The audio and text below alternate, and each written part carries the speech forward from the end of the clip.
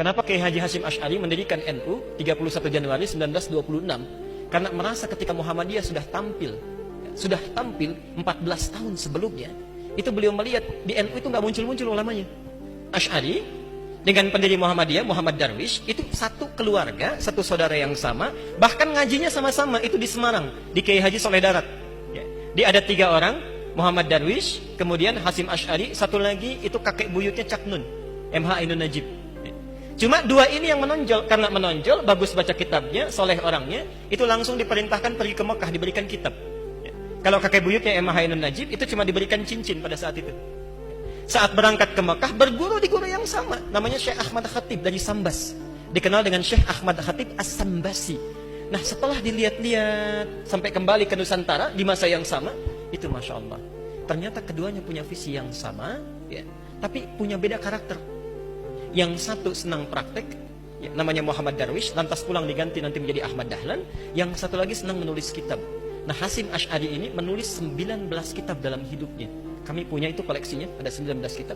Nah, sebelum beliau menulis dan mendirikan Nahdlatul Ulama itu, kayak aja Ahmad Dahlan kan senang praktek. Begitu pulang, menafsirkan surat Al-Ma'un, tidak tunggu nulis buku. Selesai kajian, buka pakaian luarnya, keluarkan uang yang dibawanya, sampaikan pada masyarakat, bikin rumah sakit, bikin pesantren, bikin sekolah, bikin macam-macam praktek. Hasyim Asy'ari mulai menulis. Saat meninggal Kiai Haji Ahmad Dahlan 1924, difikirkan oleh beliau, ini seorang sudah meninggal dunia, ulama belum bangkit. Maka ditulislah kemudian kitab baru yang menjadi landasan lahirnya ormas baru disebut dengan Nahdlatul Ulama. Yang ingin saya sampaikan, kedua-duanya ini ternyata satu garis nasab yang sama. Bertemu di Maulana Ishaq. Jadi kalau kita urutkan, maaf, Muhammad Hasyim Al-Asy'ari bin Abdul Wahid, bukan Kang Wahid yang ini ya, itu ada Gunawannya, ini lain. Bin Abdul Wahid bin Abdul Halim. Abdul Halim itu nama aslinya Pangeran Benawa, dikenal dengan Sultan Hadiwijaya, nama lainnya Joko Tingkir. Bin Abdullah bin Abdul Fattah bin Abdurrahman. Abdurrahman ini anaknya Sunan Giri, bukan Giri yang ini tapi ya. Nah, Sunan Giri ini anaknya siapa? Anaknya Maulana Ishaq. Nah, di Maulana Ishaq inilah nyambung nasabnya. Kiai Haji Ahmad Dahlan bin Kiai Haji Abu Bakar bin Kiai Haji Sulaiman bin Kiai Murtado bin Demang Jurang Juru Kapindo bin Demang Jurang Juru Sapisan bin Kiai Gerbek bin Maulana Ishaq. Siapa Maulana Ishaq ini? Maulana Ishaq ini adalah anaknya Ahmad Jumadil Kubra, ya, salah satu wali yang dari 9 yang datang dari Mesir, dari 9 wali itu. Ahmad Jumadil Kubra ini siapa? Ya, ini adalah salah satu wali yang punya 2 anak. Saya belum teruskan nasabnya. Anak pertamanya dibawa ke Nusantara, namanya Maulana Ishaq, melahirkan 2 ulama tadi.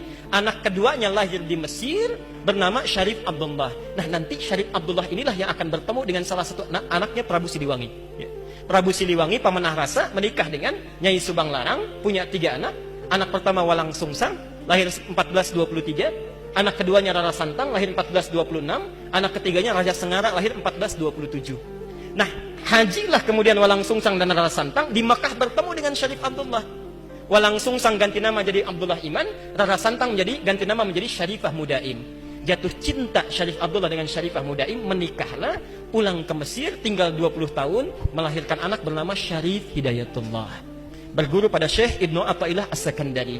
Pulang, nengok kakek buyutnya, bertemu dengan Prabu Siliwangi. Saat itu tinggalnya ada di Lingkaran Jati, maka dikenallah dengan saat itu dengan nama Sunan Gunung Jati.